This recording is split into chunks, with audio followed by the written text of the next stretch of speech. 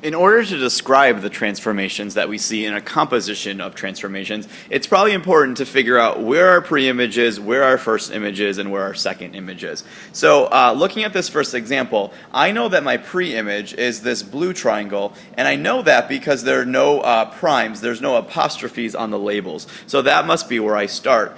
Using then primes as the indication, the single prime, the red triangle, is going to be my first image. So that's going to be the first rule I need to figure out.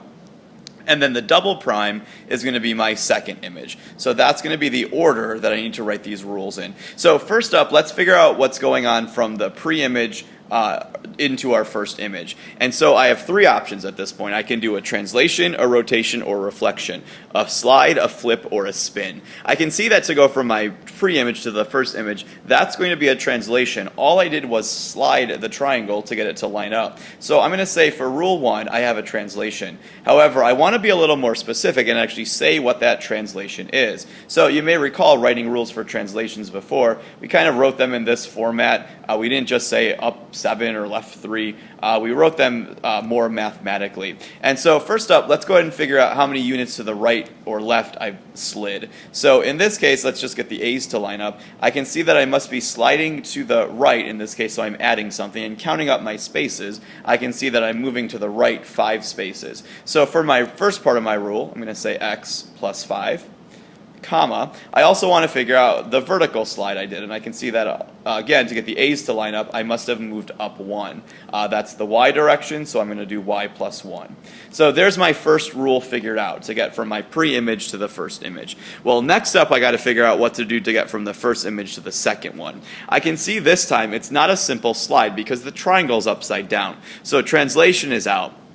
The two options then that are left are either to do a rotation or a reflection.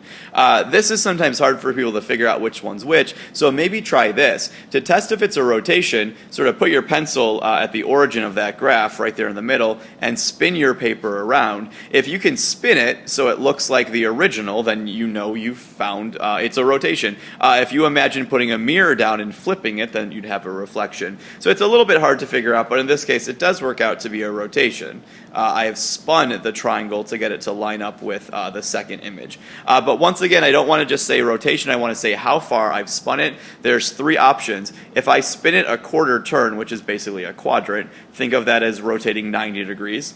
If I've spun halfway around, which would be 2 quadrants, that's 180 degrees. And if I spin 3 quarters around, that's going to be your 270. So I can see that to get from the first image to the second image, I've done a half turn. I've spun my paper 180 degrees. So I would say that I have a rotation of 180.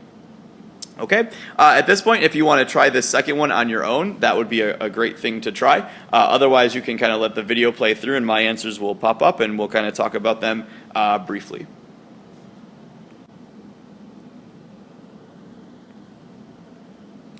Hopefully the first thing you did was start out as I did. Oops, that stopped going there. There we go.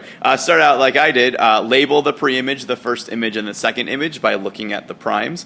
I can see that to go from the pre to the first image, I flipped it. I did not translate it. Obviously, I didn't slide it. I didn't spin it either. I would have to reflect it. And notice, I didn't just say that for rule 1, it wasn't just a reflection. I wanted to say what my line of reflection was, and that was the y-axis. Once again, then, to go from the first to the second image, it was another flip. I couldn't slide it. I couldn't spin it. I had to flip it. So rule 2 was also a reflection. And once again, I want to say what the line of reflection is, and this time, it was the x-axis.